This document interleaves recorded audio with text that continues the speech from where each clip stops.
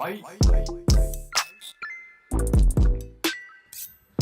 my name is Janice Jackson, and welcome back to the Behind the Camera podcast. So today I have a senior podcast for my second episode, yay. And just to let y'all know, the first episode is already out. It came out a couple weeks ago. Today we have Velma, Lily, and Sophia. All of these are obviously seniors, and I picked a pretty mixed group to talk about a couple things that we've all experienced over the years. And, you know, we all experience things differently, so that's what we're going to talk about. So please introduce yourselves one more time and, like, some things that you've been doing around the years, like sports, clubs, organizations, impacts, and anything like that. Hi, my name is Velma. I'm involved in student council. You'll often see me, like, in student council events. And yeah. Hi, my name is Lily. I play volleyball. I've been playing volleyball since I was little. I am mostly involved with volleyball, basketball, and flag football. And I'm also a National Honor Society.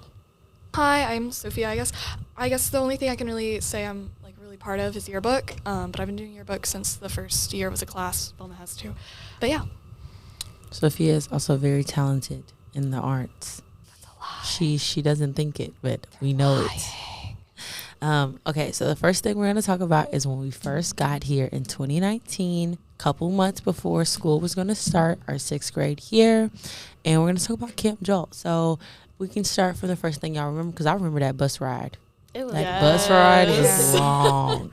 I remember before we got even on the bus, the seniors for that year had came to talk to us, and they were like close to the back of the bus, and we were just sitting there looking at them, asking them all these different questions. And I don't know about y'all, but compared to them, we do not look as grown as they was looking. They No, looked, they were looking old. they Soraya? looked like Soraya looked 20 grown. something. Yeah, like, but yeah, like that was one of my first memories. So, do y'all remember who y'all sat by on the bus right there? Heck no. So I didn't know anybody else but Jessica. Okay. So I sat with Jessica. I remember the whole time on the way there, we were like making TikTok. And that was it. Well, at that time, I think it was Was it Musical.ly? Musical.ly? transition of Musical.ly to Yeah. TikTok. I don't remember who was exactly next to me, but I know the twins were behind me, and I kept turning around asking them, so which one are you? Yeah, like I was sitting next to Amaya Garcia. She doesn't even go here anymore, but we sat next to each other, and it was like she don't know me, I don't know her, but like we would rather talk than be awkward. So we just sat there and like made small talk and conversation. It's crazy because now on social media we like each other's stuff, we text and stuff like that when we're both doing stuff. And she's having a great basketball career, so it's funny how like the differences or whatever. But Camp Jolt, you get off. You know, Bruce is talking to us, yelling, telling us what we can and can't do, all the things. What dorm were y'all in? What teacher did y'all have? I had Miss Garcia, the old librarian. No, Miss Gomez, the Miss old Gomez, librarian. yes. Yes. I had Harris. Okay. I don't Oh. remember. Sorry. I don't remember who else was in charge because I remember there was Harris and one other person, but I think they were a senior. But yeah. Okay. And I don't know who my teacher was. I remember when I got to school, I thought it was Miss Bean, but it wasn't Miss Bean. okay. But she definitely didn't work Oh, here. by the her time I name worked was Miss here. Williams. Yeah, her. Yes, Miss Williams. I had Coach Honeysuckle. She left us alone. All of us would have to like be responsible for each other. I So. remember we would be sitting down already, and then there would be a big group that walks in. Yeah, We're almost like that done. was us. That was us. So that was a fun experience. My biggest like activity that I liked us doing is when we walked onto the little balcony area. I remember there was a little balcony and we took a picture. All of us were like leaning over the balcony. And then I remember, well, in my group, because remember we ended up getting split into groups too. And then when we did the little swingy thing, Yeah, that was pretty fun. cool. But yeah, so now we're transitioning into COVID. So boom, Camp Jolt happens. We meet some people and then we go to school. School's going well. And then spring break. And we love life because we ain't got to go to school. Then we don't go back to school. Yeah. And we keep going not back to school. And they push it and they push it and push it. And now it's March and now it's April. And then by the middle of April, there's no more school for the rest of the year. So after that, like whole transition, what were y'all doing at home during COVID, during the end of 6th grade year? Just staying home because, I mean, COVID was like bad. It was at its peak at that time. So my mom was being like very like precautionate with like all of us, and she was like, "Don't get sick." Blah, blah, blah. Yeah, my mom is definitely the kind of person to wake up and be like on the like watching the morning channel and everything. So when she saw that it was like not just a little flu going around, that it was something really big, like we did not leave the house. She cooked, we stayed home, we went grocery shopping, and like we bought a lot at one time so that it would last. It was really scary. Grocery shopping? No, that was like, I really thought in my little 6th grade body that it was the apocalypse. There was nothing anywhere, no water, no tissue, no, like literally I was like, what is this? Like, we're about to die. Like, God's about to come get us. Like, that's the only option that I had in my head. So that was kind of crazy. Yeah, for me, I mean, yeah, I did not leave the house. The only thing I really did was transferring like to my mom's house to my dad's house and like back and forth. But that, like, other than that, I don't think I went anywhere outside the 2 houses for like the rest of that year at least. So when I was at home, this whole DoorDash situation, that became my bestie. I DoorDashed everything. Saltgrass. Oh. Like full on restaurants. I was DoorDashing anything and everything because we wouldn't leave to go get groceries because of how hectic it was getting groceries. So all we had to do was DoorDash. And although it was a lot of money at the time, we would rather DoorDash than risk going outside and risking anything and stuff like that. So that was my biggest thing. I was living my best life, though. I'm not going to lie. I had a dog, and me and him, it was me and him against the world. Like, I didn't do anything else but be with that little dog and do TikToks and lay on my bed. Because at that time, I'm watching the news, but not as an adult, as a kid. So I'm not really understanding. All I know is there's no school, and whatever's outside, I don't want to get. So I'm good right where I'm at. So Was that the same year that we had the big snowstorm? Oh my gosh, I think it was. It was. was it, or was it the year after? Was it 7th grade? I don't know. remember. I wasn't at school. Yeah. 7th grade, I ended up coming back. I could not. I tried it. I tried doing a week in person, and I could not do it. I couldn't stand, like, just being there for the purpose of being there because I felt like I was getting the same. Yeah, you Like- still have to be online and all that. Yeah. But for me, you couldn't tell me to do nothing in my pajamas. I'm sorry. Like, I'm sitting here with this shirt on, but I got pajamas in my cereal right on the side of me. Like, I'm not listening to this lady. Like, no offense, but I'm not listening to this lady. Like, in my head, I'm like, what is this? So whenever we did get the opportunity to go, even just to be in the environment of academics, like, that helped me, like, try to at least stay on track. Did y'all end up coming back? I wasn't allowed to, but I really wish I had because I didn't learn a lot of stuff that I really wish I had learned. Yeah. No, I didn't. I did everything online, but even then, like, Online I would fall was fake. asleep like Yeah. during class because I was like, the computer's on. Like, sometimes I would face the computer towards the ceiling and just lay like, down. like too. it wasn't real in our heads. So, like, I don't know. I felt like class and learning wasn't real. We were just there just to do something, just because we were told. So transitioning from 7th grade to 8th grade, we had our little fun. That was our last hurrah of middle school. That's when everybody started coming back, even though we had to wear masks. We were all back, and it started to get like fun again. Like, it was like, okay, I like going to school. And then we transitioned from 8th grade to 9th grade. Mr. Pena. Oh, no. Metcalf. So for Pena's class, do y'all feel that y'all's 9th grade year went? Pena's class, well, 9th grade, I think the biggest thing for me was actually just paying attention because that classroom was so cold. Oh my gosh. Ooh, it was So, freezing. I I- went to take a nap every time. I don't feel like the actual coursework was terrible. I think the vocabulary was a little much. Which, crazy enough, if you didn't do the vocabulary, I'm guaranteeing you probably didn't pass that test. Yeah, I was on top of it. I could not. If I skipped like 1 week's worth of vocabulary, I felt behind like a whole month. It was Yeah. ridiculous. What about you, Velma? Penny's class, I know it's different for everybody, but for me, that class mentally challenged me a Yeah. lot because No, yeah. I got to the point where I was like This- looking back now, I'm like, I wish I would have did my work. Yeah. Because to be honest, I did not do my work. Like, Yeah. it was a lot for an incoming freshman and much. So, in all from freshman year all the way to junior year, even if you want to put, I don't think, and we all have the same core classes because we need to do them to graduate. I don't think any of our classes are as hard right now as they were in the past. Juniors, sophomore Sophomore year. Oh year? my gosh. So that's what I was going to ask. What are the hardest classes that y'all think from freshman year to junior year that y'all have had? Ranking them top 3. So number 1 hardest, your second hardest, and your third hardest.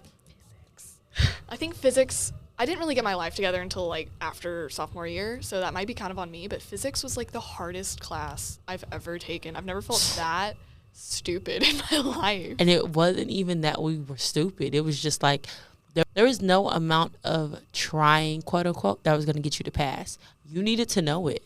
There was no E for effort. You know what I mean? Yeah. And she gave E for effort, but the class, the honor reps class itself did not.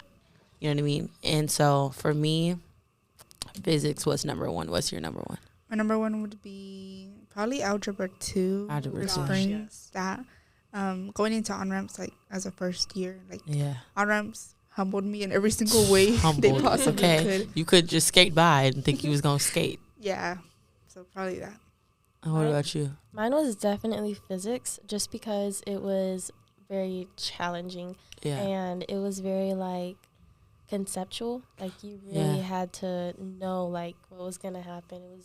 You couldn't just, like, eliminate the answer or, like, figure it out. Like, I feel like this school teaches you lots of things. How to be academically successful and how to figure it out until you can be academically successful. You know what I mean? You need to be able to do this. You need to be able to do that. You can do this. You can do that. And you might not know everything, but you can get through to it so you can eventually learn how to do what you need to do. For that class, you didn't have that option. You either knew it or you absolutely did not know it, and there was a difference. And your grade reflected that. So that was my number 1. Number 2, my next hardest class probably be world history. The content, missing a day of that class, you missed the millennia, okay? You missed a whole section of the earth, a whole 900 years of Asian history, okay, in one day. And catching up on your own would never be the same. He's a one-of-a-kind teacher, and how he teaches, you can never replicate that. I loved the actual content of world history, but it was so hard to keep up and so hard to keep everything lined up together. But especially cramming down for the test but one thing I really do appreciate that I didn't realize was, like, at the end of the day, this school is not replicable. Even if we do take it for granted, when you go outside of this school and you do workshops with other teachers and other people, you realize ain't no teacher rocking as hard as Mr. Pena rocking. Like, ain't nobody sitting there being a judge on a freaking court for Genghis Khan like he's doing it. Like, no, nobody's doing it like he's doing it. And that's for most of the teachers here. Nobody's doing it like Mr. Springs is doing it. And so at first, in the moment, it's hard. And although you don't take them for granted, it's like, I wish I didn't have to be here, but I wouldn't want to be nowhere else either. Yeah, that's something I'm definitely really appreciative of, is the fact that we do have those teachers to teach those subjects, because I don't think I would have grasped it as well as I did if I didn't have them. I mean, yeah, I'm doing a STEM degree because of the teachers I've had here, and I was dead terrified to do anything science or math related until last year. Yeah. Other hard classes, y'all can name y'all second and third. Second would be Spanish Lit. Ooh. Spanish Lit, even being a fluent Spanish speaker, that class challenged me every single day, especially you had to read a new story every day, and you had to memorize all the stories for the AP test. So Spanish Lit was definitely my second one. My third one would be physics, because that class was just, I don't know. I didn't understand a single thing. Yeah, I get you. What about you? Probably, I don't think that these were the hardest, but they're the first ones that come to mind for me, are probably algebra 2 and chemistry. Chemistry I had a lot of fun in, but the math part of it got me. That was me for physics. That math was killing me. Second to last, we're going to give some advice for middle school adaptations. These sixth graders are coming from elementary school, and I know me. In elementary school, I didn't do my work because all my work was done. There was no work that I had to do. All my STAR tests were great. I was just roaming the halls. I didn't do nothing. Me too. That was just me. But coming and going into middle school, it's like all of these people are smart. I now have to compete for a good grade. You know what I mean? So what would be y'all's advice for middle school? I think in middle school, I wish I'd just like had more fun and just, like did a sport or like joined a weird club, because you don't really have time to do that once you get to high school. And I think exploring like what you want to be able to like make time for in high school, in middle school, would have been something I would have really enjoyed. Yes, definitely having fun. One of my biggest pieces of advice is to do a sport, even if you aren't very athletic or you don't want to play the sport in high school. Because this is the time to try it. Yeah, it's the time to try it, but also it's a learning lesson. It teaches you how to balance two things, like, well, multiple things at once. But it also teaches you, like, different kinds of friendships and your relationship with your coaches. So it's very fun. My advice would be put yourself out there, because at the end of the day, like, your image that you portray is going to follow you into high school. Yeah. And that's how you want to be remembered. So, yeah. I say my advice is also, like, do what you want to do because nobody's watching you right now. Like, yes, have integrity. Like, when it comes to bad things, good things. But try a sport. I tried a sport, volleyball. I wasn't really, really bad at it. I wasn't really, really good at it. I was just average. But having that family and, like, you know, doing something and not knowing, you know, what tomorrow would bring and doing it every day, that was fun to me. I didn't end up doing it in high school, and I just moved on with something else. But I still remember that experience, and that experience still helped me. So that's the point. Your experiences are supposed to help you. They're not supposed to be for anybody else. So try to do them for you. What's your advice for high school? Take anything you can, even if you don't think you're going to want to do it later. Like, take that math class over the summer if you want to, or if you think you can. Like, or, like, take the weird class. Like, I took computer science. I mean, regret, but I'm glad I took that class because it made me realize that's not what I wanted to do when I previously thought that's what I wanted to do. But yeah, just, like, take the weird class and, like, really lock in. It's worth it, I promise. Yes, your freshman and sophomore year, I feel like it's really beneficial to do the classes like A Squared I over the summer. Yeah. Because you get those courses out of the way and you get the credit for them. Yeah. But also, like, it gives you room in the future to take the fun classes like theater or another language. I would also say holding each other accountable. I feel like when you have a really, like, a good friend group or even just a best friend, if you hold each other accountable, like, one person, you won't fall behind as much. You won't feel like you're the only one that doesn't grasp something. Yeah. You have that kind of support mode, like, both mentally, and it's great. Velma? I would say this piece of advice comes mainly from, like, us being seniors, but find your people and keep them close, because at the end of the day, y'all started high school together and y'all are going to finish it together. Yeah. And senior year, you make a lot of memories, and, you know, once you grow up, you're going to look back and, you know, possibly have regrets, like, I wish I would have done this. We're going to cry signing day. And yeah, like, I'm gonna have a great time, but signing day, I'm actually gonna be sad to, like, have to start a new journey, but also excited that everybody else has to start their exciting journey as well, you know. I am going to say that we're, you know, wrapping up. Thank you so much for having the time to come and be with me today. I do value everyone. Experience is only 3 of y'all except for me, and there's 40-something kids, so the fact that I chose 3 of y'all should mean something. Yeah, so hopefully this touches a lot of younger people, and, you know, if the other seniors listen to this, hopefully they reminisce on all the things that we've done. So we got here 7 years worth of, you know, learning. Thank you so much for listening to the Behind the Camera podcast. We come out every second and fourth Friday of the month, and yeah, that's a wrap.